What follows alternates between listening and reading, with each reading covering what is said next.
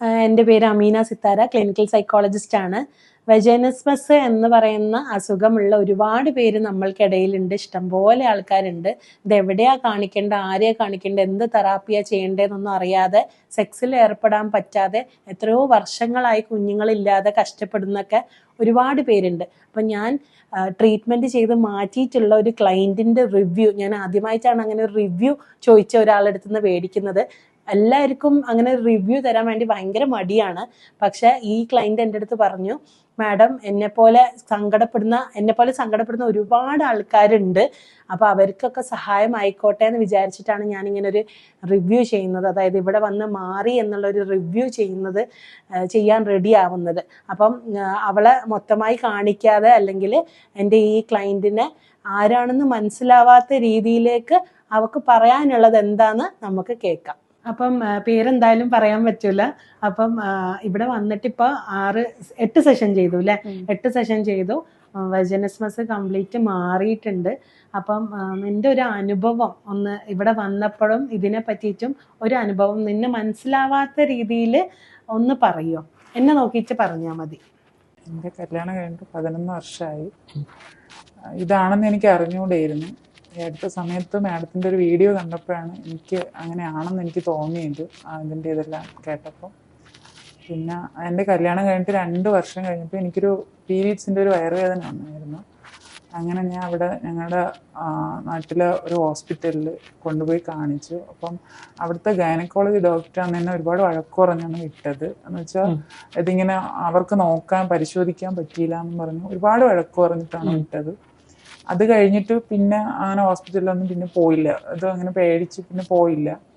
പിന്നെ അത് കഴിഞ്ഞ് ആണ് മാഡത്തിന്റെ ഒരു വീഡിയോ ഞാൻ ഇടയ്ക്ക് കാണുന്നത്. അങ്ങനെയാണ് ഞാൻ ഇവിടെ വന്നത്.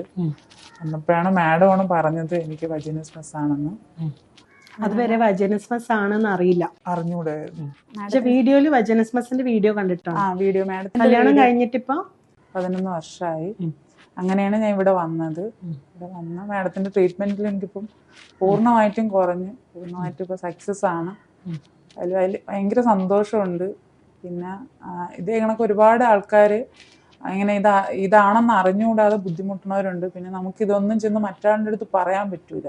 ആരുടെ നമ്മളെ ബെസ്റ്റ് ഫ്രണ്ട് ആയിരുന്നാലും അവരുടെ അടുത്ത് പറയുമ്പോഴും അവർ നമ്മൾ പറയണ രീതിയിലല്ല അവർ മനസ്സിലാക്കണം. അവർക്കും ഇതിനെക്കുറിച്ചൊന്നും ഒരു ബോധവും ഇല്ല. അപ്പൊ അവരും നമ്മളെ വഴക്ക് പറയുകയാണ് ചെയ്യുന്നത്. മാഡത്തിന്റെ ആരോടെങ്കിലും പറഞ്ഞിട്ടുണ്ടായി 11 വർഷമായിട്ട്? 11 വർഷമായിട്ടില്ല.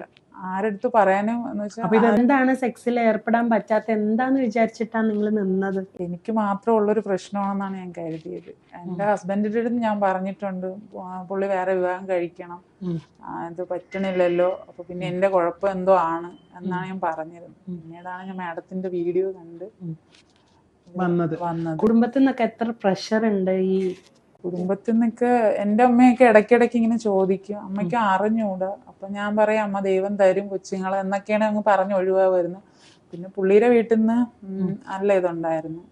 പിന്നെ ഹസ്ബൻഡ് ഭയങ്കര സപ്പോർട്ട് ആയതുകൊണ്ടാണ് ഇത്രയും കൊല്ലം മുന്നോട്ട്. ഹസ്ബൻഡിന് പറഞ്ഞപ്പോ മനസ്സിലായോ ഇതിങ്ങനെ ഇത്രയും കാലം ഒരാള് സെക്സ് ഒന്നും ചെയ്യാതെ കാത്തു നിക്കാന്നൊക്കെ പറയുമ്പോ മനസ്സിലായോന്ന് കേട്ടാ, ഞങ്ങള് 5 കൊല്ലം പ്രണയിച്ചിട്ടാണ് കല്യാണം കഴിച്ചത്. അപ്പൊ ആ ഒരു ഇഷ്ടം കൊണ്ടൊക്കെ ആയിരിക്കാം. പുള്ളിക്ക് ഇത് എന്താണെന്ന് അറിയില്ല. ഗൈനക്കോളജി തന്നെ പോവാന്ന് പറഞ്ഞപ്പോ ഇല്ല, ഇത് അവര് നോക്കിയാ, കാരണം അവർക്ക് അറിയാമോ എന്തോ എനിക്ക് അറിഞ്ഞുകൂടാ. പക്ഷെ വഴക്ക് പറയാണ് ചെയ്യണത്. നമ്മൾ ചെല്ലുമ്പോഴത്തേക്ക് അവര് വഴക്ക് പറഞ്ഞിട്ടാണുള്ളത്. പക്ഷെ ഇവിടെ വന്നപ്പോഴാണ് ഇത് ഇങ്ങനെയാണെന്ന് അറിഞ്ഞതും, വെജൈനിസ്മസ് ആണെന്ന് അറിഞ്ഞതും.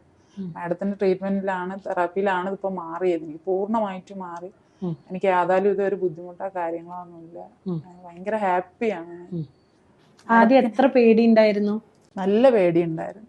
നല്ല പേടിയെന്ന് വെച്ചാൽ വിറയല് വരെ ഉണ്ടായിരുന്നു എനിക്ക്. സംസാരിക്കുമ്പോഴൊക്കെ പേടി ഉണ്ടായിരുന്നു. പിന്നെ ഒരു 3-4 സെഷൻ കഴിഞ്ഞപ്പോഴത്തേക്ക് കംപ്ലീറ്റ് മാറി. ഇപ്പൊ ഒരു 8 സെഷൻ ആയി. 8 സെഷനിൽ കംപ്ലീറ്റ് റെഡിയായി, ഇന്റർകോഴ്സ് ചെയ്യാൻ പറ്റി. എന്താണ് ഒരു മെസ്സേജ് ഉള്ളത് ഇങ്ങനെ ആരോടും പറയാണ്ട് നിൽക്കുന്ന വെജൈനിസ്മസ് ആൾക്കാരോട്? എന്താണ് പറയാനുള്ളത്? അത് ഗൈനക്കോളജിയിൽ നമ്മൾ പോയിട്ട് കാര്യമില്ല. പക്ഷെ അങ്ങനെ നമുക്ക് പറയാൻ പറ്റില്ല. ഗൈനക്കോളജിസ്റ്റുമാര് ഇതിനെപ്പറ്റി ഉണ്ടായിരിക്കാം. പക്ഷെ ഇയാള് പോയിട്ടുള്ള ആള് അതിനെ പറ്റി അറിയാത്ത ഒരാളായിരുന്നിരിക്കാം. അത് ചീത്ത പറഞ്ഞതൊക്കെ അതിനെ കൊണ്ടായിരിക്കാം. പിന്നെ നമ്മൾ ചെയ്ത സൈക്കോതെറാപ്പിയിൽ സിസ്റ്റമാറ്റിക് ഡീസെൻസിറ്റൈസേഷൻ എന്നൊക്കെ പറയുന്ന തെറാപ്പി ഉൾപ്പെടെയുള്ള സൈക്കോതെറാപ്പീസും സെക്സ് തെറാപ്പി ഒന്നും പിന്നെ ചെയ്യുക, സെക്സ് തെറാപ്പി ഒക്കെ ചെയ്യുക നമ്മൾ സൈക്കോളജിസ്റ്റുമാരാണ്. അപ്പം അതിനെ കൊണ്ട് അത് രണ്ടും കൂടെ കൂടിയിട്ട് ചില സ്ഥലങ്ങളിലൊക്കെ ഗൈനക്കുമാരും സൈക്കോളജിസ്റ്റുകളും ഒക്കെ കൂടെ കൂടിയിട്ടൊക്കെയാണ്. എന്നാലും എനിക്ക് തോന്നുന്നു വളരെ ചുരുക്കം ഗൈനക്കോളജിസ്റ്റുകാർക്ക് ഇത് അറിയത്തുള്ളെന്നാണ് തോന്നുന്നത്. അല്ലാതെ എല്ലാവർക്കും അങ്ങനെ അറിഞ്ഞുകൂടാ. അങ്ങനെയാണെങ്കിൽ എന്നെ ഇത്രയും വഴക്ക് പറയില്ലായിരുന്നല്ലോ എന്ന്.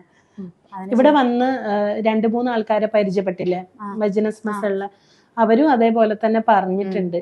അവരൊക്കെ ആദ്യം കുറെ ഡോക്ടേഴ്സിനെ കാണിച്ചു, പക്ഷെ ആർക്കും അത് മനസ്സിലായില്ല, ഡോക്ടർമാർക്ക് പോലും അത് മനസ്സിലായില്ല. പിന്നെയാണ് ഇവിടെ വരുന്നത്, ഓരോ ഫ്രണ്ട് വഴിയും അല്ലെങ്കിൽ വീഡിയോ കണ്ടിട്ടും ഇവിടെ വന്നത് എന്നൊക്കെ പറഞ്ഞിരുന്നു. അപ്പൊ ഇങ്ങനെ കഷ്ടപ്പെട്ട് നിൽക്കുന്ന ആൾക്കാരോട് ട്രീറ്റ്മെന്റ് ചെയ്യണം എന്താണ്? ട്രീറ്റ്മെന്റ് ചെയ്യണം, തീർച്ചയായും ട്രീറ്റ്മെന്റ് ചെയ്യണം. ഇതിനുള്ള ട്രീറ്റ്മെന്റ് ഉണ്ട്. അത്